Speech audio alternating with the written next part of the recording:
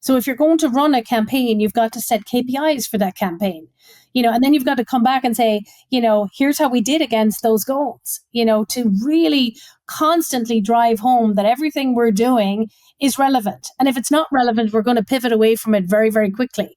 So I think, it's really important to set clear goals, because then you can manage expectations and get buy-in to those goals, because I think that one of the biggest mistakes that CMOs make is that they set their goals in a vacuum.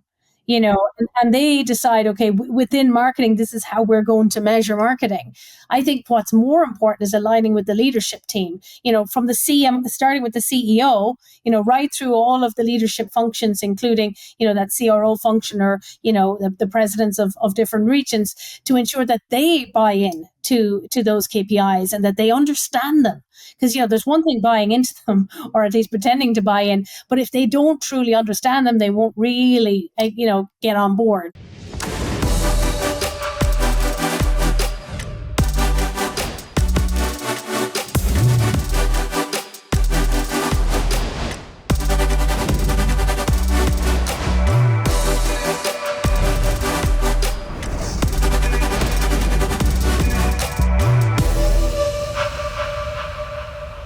Hey, welcome to CMOs Unscripted. This is real talk with today's top marketing leaders. No filters, no fluff, just bold insights and honest conversations that cut through the noise.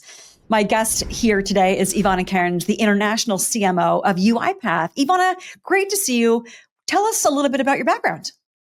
Oh, it's great to be here. Thanks for having me, Lisa. Well, it's funny. I grew up in journalism, which is kind of weird, ending up in a CMO role, but that's where I sort of started my career. So I entered the world of marketing through PR, and then moved into wider marketing. And then, I guess over the last 20 years, that's what I've been doing, marketing in many different guises, and sort of working across all aspects of marketing, from regional marketing to demand gen to PR, everything.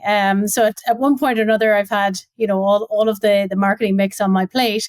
And then more recently, I joined UiPath, which is a leader in agentic automation, having grown up in robotic process automation.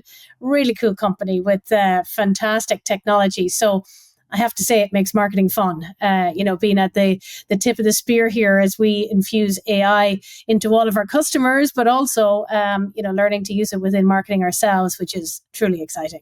Absolutely. It's such an exciting time.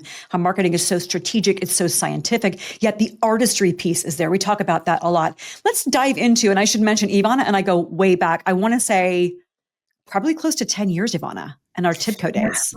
It's more, but we'll leave it at 10. I'll leave it at 10. Yes, let's do that. Let's talk about the EMEA and APJ market, the B2B markets. Talk to us about, obviously, the unique characteristics of each. And I'm thinking like cultural differences, linguistic differences, regulatory environments. Walk us through each of those B2B markets and share how they're unique and how that presents challenges, but opportunities for you. Yeah, it is challenging because there are so many nuances to take into account right across EMEA, and APJ. Every country is so different from the next, in terms of cultural differences, language differences, even the industry focus is different when you go from country to country. So you really need to take the time to understand the nuances of each of those markets and build a marketing plan accordingly, because we all know one size does not fit all. So you cannot take what you're doing in Japan and hope that will work in Germany, for example. They're completely different. And so I think aligning with the sales team on the ground, the leaders there, to ensure that the marketing strategy makes sense and is in lockstep with what they want to achieve in the business. That's what's first and foremost. Obviously making things localized and translated is key, because otherwise it won't be relevant. And we all know that it's all about relevancy now in marketing, and personalization is really key as well. And you've got added, complications with things like GDPR, which make it more and more difficult to reach different audiences. So there's a level of creativity that you have to infuse throughout your plan, as well as, embracing the tools around you. There's a lot of great marketing tech out there, to help us reach audiences in a more personalized way. And I think, using AI as much as possible to make our lives easier as marketers, I think that's probably the most important thing. So yeah, really nuanced across, APJ and EMEA. But I think when you get it right and you find, the best way to communicate in different markets and reach your audiences, that's when the magic happens. I'll give you an example. If you think about, Middle East and Africa, the in-person event is really, really critical. And obviously working with partners is super important to, scaling in those regions. You can't try and go it alone, and you can't try and do it all digitally, for example, in a market like that. So, just knowing those things and adopting your plan and strategy to take that into account, I think that's really important. And, just embrace the nuances. It's how you're going to be successful. That word embrace is so critical, because as we're talking about even the name of the show, there is no script. We're doing all of this in real time. You mentioned relevancy, and we have this expectation in our consumer lives that bleeds into our professional lives, that we're going to get content delivered to us that's timely, as real time as possible, but it's relevant and it's personalized. Yep. So you have to do that for every single country across EMEA and across APJ. Yep. And to your point, align with sales and use and pull all those levers in the MarTech stack to deliver what the customer is expecting, and the partners as well. Yep. Any kind of nuances in terms of trends that are different? You mentioned in the Middle East, in-person events. What about in APJ? Is that something that's as critical, or is digital still? No, I mean, I think, look, it is about the mix. There's no one silver bullet, unfortunately. It's about getting the mix right and how you tailor your programs to where the buyer is in their journey, whether they're at the top of the funnel, the middle of the funnel, or if they're more progressed in terms of, an opportunity stage. Each, tactic that you use is really relevant to where they are. So, I think that's really important, understanding where your customer is and putting the customer first. I think that's crucial. But I think there are ways, to make it a little bit easier than it sounds. I mean, I think building an integrated campaigns framework, at the global level, and having a foundation, of specific themes that you want to push out to the market. And then, giving that to each local marketer to put the relevant, focus for that market on it, whether it's, to localization, in terms of language or tone of voice, or whether it's actually full-blown translation, which is obviously required for places like Japan. You have to have everything translated. English will just not cut it in the Japanese market. So, it's understanding, yes, the nuances of each market, but if you have a good base, and by that I mean a good foundation of integrated messaging and plans that you can leverage, then at least you're not starting from scratch. So it does make it a lot more scalable to start from a strong global campaign framework, and then adjusting that out and adopting it, across the different markets with all of the, the relevant changes that will make it land. How many different campaigns do you have running at any one time across these two markets? Yeah, so we would have integrated campaigns, usually about 5 or 6, running at the global level. So they would be tailored for all regions, AMER, APJ, and EMEA. And then there would be subsections, sub campaigns that would lie beneath those. But the overall overarching campaign themes are there for all markets. And then there might be a subset of that running. For example, if oil and gas is a really important focus in a particular market, there might be an oil and gas campaign that hinges to that overarching campaign. It's still taking all the relevant content that was created at the global level, but then tailoring it for that vertical, or it could be a line of business, for example, in a particular market. So, we could have anything from, 5 or 6 sub-campaigns running in a particular country at one time. But the fact that they all hinge up to those larger themes, those 5 or 6 themes that are running globally, I think that makes it a whole lot easier. So it's like you can create a content pack or a bill of materials that are then passed down to the marketers in each of the different countries, and then they can tailor and make it more relevant for a vertical line of business or a particular audience, depending on what the goals are for that particular country. I'm imagining that you have this amazing framework. You mentioned the term integrated marketing, and I think I learned that best when I was at NetApp. a long Yeah. time ago, more than 10 years ago. And it's when a company embraces integrated marketing. We actually have a whole episode of CMOs Unscripted on integrated marketing. It's that's where the magic happens. Oh my So I gosh, yeah. imagine you've got this great framework. Give me a little bit of a strategic view of what integrated marketing looks like Yeah. for you Yeah. now. Yeah, I mean, so I'll give you an example. Like one of our themes is obviously an always on campaign on agentic automation, because that's who we are, right? So, always on is like, a constant flow of updated and thought leadership type awareness content hinging to that particular theme. So that's one way we do that. We would use, digital channels. Of course, we'll use social, organic social. We'll use all of those kind of awareness PR type channels to keep people aware, to position us in a very unique way in the agentic automation story. And then hinging to that, we have a number of smaller campaigns. So we have agentic automation for finance, we have agentic automation for supply chain, contact center, and so on. And then because we're taking a line of business approach at that kind of second layer, it means we can go across multiple verticals, which gives us greater scale. And then hinging to those departments or lines of business are all the solutions that we offer. Which get down to a very granular level to very targeted audiences. And this is where the degree of personalization comes in. So that's how we really take it down a notch to make it relevant for smaller audiences.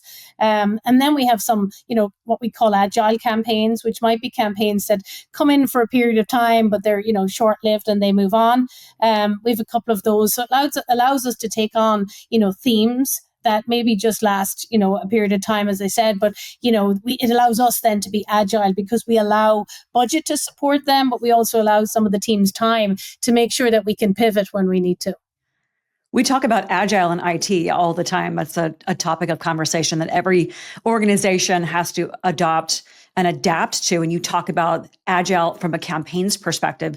Dig into a little bit more what that agility, what does it look like? How often are things changing? I imagine there's a great voice of the customer program that you have across the regions that are providing that real-time feedback. But what is that agility in a marketing perspective? What does that look like? Yeah, I mean, to be honest, the need for the agility comes from requests coming from the field. Like you say, it's listening to our customer. And, at UiPath, we tend to put the customer and want to put the customer at the center of everything we do. So we would get a lot of requests from go-to-market to say, well, have you thought about this? Or we're seeing a surge in this, and we have to react to that. Not always, they're not always right. And it doesn't always mean we need to stand up a campaign, but we need to have the ability where they are right to say, okay, we need to support this. It might not go on forever. It might just be for a quarter or a couple of quarters, but we need to be able to pivot to support the go-to-market team in achieving their own goals. So, having that agility is key, because if we just lock ourselves into a certain number of campaigns with no room for maneuver in terms of budget or resources, then, we're quickly going to become a little bit less aligned, with go-to-market and with what the company needs. And that's the last thing we want from a marketing perspective. Exactly. That is the last thing that you want. From a relationship perspective, you talked about alignment with sales, and that's such a key strategic element that we find with all of the CMOs that we talk to is getting that. But how do you do that, especially in so many different countries and different markets of the world? How do you get that alignment with sales, and what does that relationship nurturing kind of look like? Yeah, I mean, for me, it starts from the top down. You've got to align with, firstly, the CRO, if there is one in your company, and understand, the how he's aligning or she are aligning to the company objectives from a go-to-market perspective. And then you literally have to take it down into the region. So then it's into the EMEA region, the APJ region, or the AMER region. And then it's down to the country level. So you have my marketers all have to have a very close relationship with each of the country managers to ensure that they're in lockstep. And the way you build that over time is, through regular communication, consistent communication, and Yes. ensuring that you get a seat at the table. If they're talking about pipeline, if they're doing a forecasting call, if they're talking about the strategy for the region, if marketing isn't sitting at the table, then we're doing something wrong. We have to be in those conversations. And the only way to do that is, by building that regular communication and ensuring the relationship is strong. Because I can guarantee you, if a sales leader sees value for them in marketing, they're going to give you the seat at the table. And that's what you have to constantly demonstrate is here's what I'm going to do to help you to achieve your goals. And if you put it into that perspective and break it down, I really think people start to see the value because they can see how they're going to get to their number with the help of marketing. It's that what's in it for me principle. Mm-hmm. But what you're talking about, the consistency of the communication, this is building trust. It's establishing credibility, but you're also delivering value for them. And that's probably where the stickiness comes into play there, where they go, okay, this is why we need marketing to help us drive to meet our revenue numbers, because we want to obviously hit that, but marketing has a very important seat at the table. It sounds like from what you're saying, but that you've been able to build that trust and that credibility consistently. Yeah, absolutely. And, it is about demonstrating the value. You hit the nail on the head. So if you're going to run a campaign, you've got to set KPIs for that campaign, and then you've got to come back and say, here's how we did against those goals, to really constantly drive home that everything we're doing is relevant. And if it's not relevant, we're going to pivot away from it very, very quickly. So I think, it's really important to set clear goals because then you can manage expectations and get buy-in to those goals, because I think that one of the biggest mistakes that CMOs make is that they set their goals in a vacuum. And they decide, okay, within marketing, this is how we're going to measure marketing.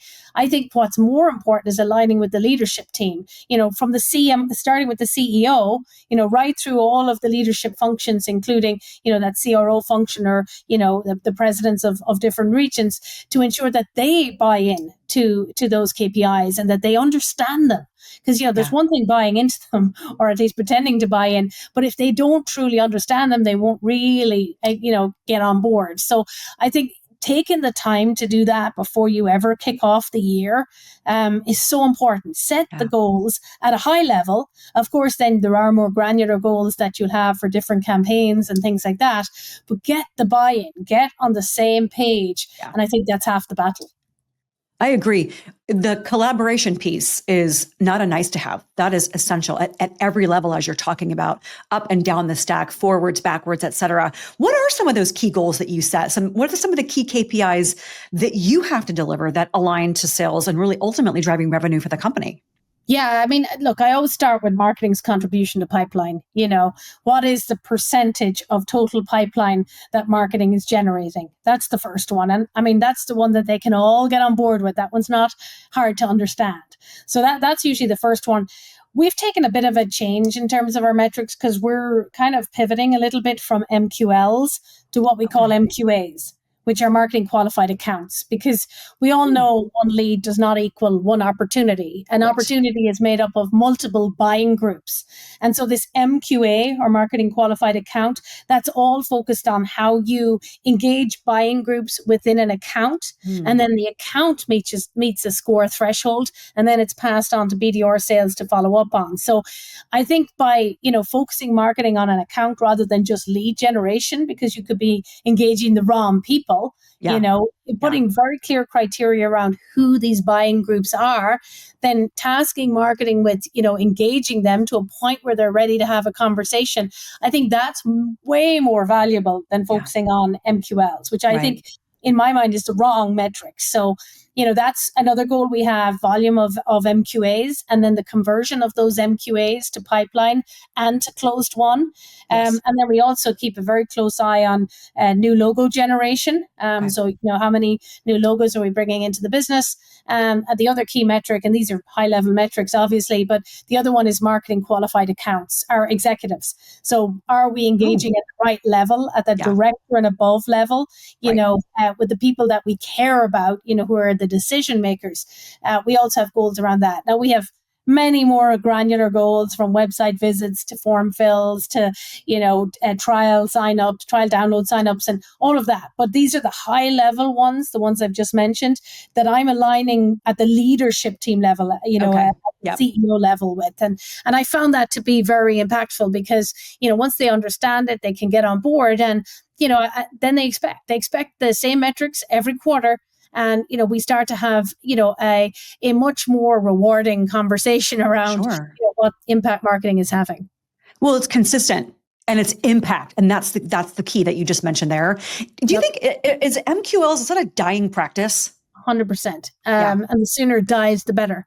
Because honestly, it drives the wrong behavior. And it also drives people to think about volume, and it's not about volume. It's about quality, right? Exactly. So, you'll often hear people say, well, how many MQLs did you bring in? I can twist this or change the scoring threshold anytime I want to bring in more leads. It doesn't mean I'm doing a great job as a marketer. Right. So, for me, I want to change the narrative to focus on engaging the right people in the right accounts at the right time. And that's an MQA focused demand funnel. They call it the buying unit demand funnel. Forrester talks about it. Sixth Sense talks about it. We're embracing it now. And I think everybody in marketing needs to think about how they adjust to that going forward. That's a great point. But it shows the evolution of marketing, and it shows the scientific component of it, and the artistry is there too. Last question for you. Speaking of AI, what are some of the big questions you get in your role? Yeah. I mean, it's always like, how can you move faster? What can you do to get a campaign out quicker? And, it's funny because we actually built out our demand gen or looked at our demand gen workflow at an offsite we had last week. And, basically we looked at all of the areas throughout the funnel that were prime for automation and AI. So we literally marked in the parts that AI would take care of. So, using any of the AI tools like Sixth Sense, even ChatGPT, dare I say it, but how we could use those tools to basically take the pain out of the upfront, writing, creating banner ads, web pages, all of that sort of stuff. But then using our own technology, what were the areas of the process that we could automate with an agent? And that's where it really became super exciting because, what used to take us probably, 2 to 3 months to really get a campaign set up to a point of launch, we were getting this down to about 4 weeks. So it's pretty amazing. Yeah, the time saving when we get this up and running. I think that every marketer is going to want to know what that is. And, maybe we create a use case that we sell to marketers in the future. Wouldn't that be an idea? Yeah. And I know we've got to go, but the ROI around AI infusion of marketing, it's there. When I talk to other folks across different functions, there's arguments. I'm like, but there is in marketing, because I talk to CMOs all the time, and it's definitely there. You've just talked about going down from 3 months to 1 month. That's a huge acceleration. Yeah. Yeah. And we could even get that lower, over time. That's only in the first sprint. So, as we look at different evolutions of this, we could get it down to, hopefully days. Wouldn't that be absolutely amazing for something as big as an integrated campaign? But when I think about that, the possibilities, it truly is super exciting. And I think, marketing is a prime department. Everybody thinks of finance when they're thinking of AI and automation as a first step, or they think of HR. Marketing. Let's start with marketing. There's so many ways, we can improve and improve our efficiency and our time to market. So I'm really excited about where it's all going. Well, and the speed with which it's evolving is just breakneck speed. So it's a really exciting time, I think, to be a marketer, to be able to be inspired creatively, leveraging AI to see how it's moving things forward and how it's impacting other, like the BDRs, for example. I wish we had more time, Evanna. This has been so much fun. I've learned a ton from you, and I know the audience has as well. Thanks for joining us on CMOs Unscripted and inspiring the next generation of CMOs. We appreciate your time. Thanks for having me. Thank you. And we want to thank you for watching. And in the next couple of weeks, new episode coming out. For Evanna Kearins, I'm Lisa Martin. Thanks for joining us.